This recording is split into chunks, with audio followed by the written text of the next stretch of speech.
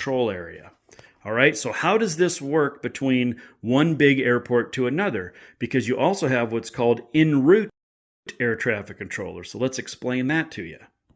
Okay, so let's say here we are in Seattle, all right? And we're going to go ahead and fly to DCA. How does that basically work? All commercial aircraft are controlled by ATC.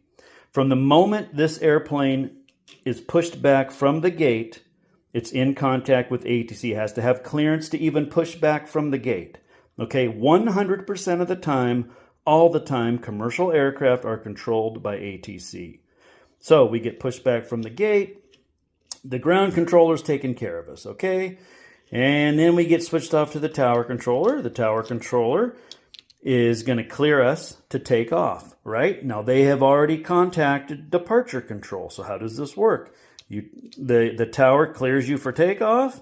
You take off. You're flying a certain heading, climbing to a certain altitude. Then you contact departure control.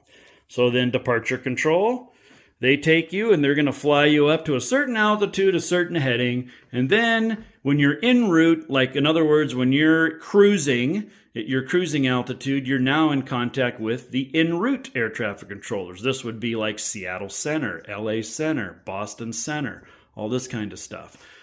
So if you remember in 9/11, if you've ever heard those ATC tapes, they're saying Boston Center, flight 11, whatever. Okay, these are en route. So this airplane's en route. Okay, so we're en route to DC, and we're climbing up, and there's another 747. We must have separation from that airplane. Okay, and so as we go along through here, we're en route. We got a 747 here, we're en route, and now we're going to start transitioning into the terminal control area. And now we're going to contact approach control.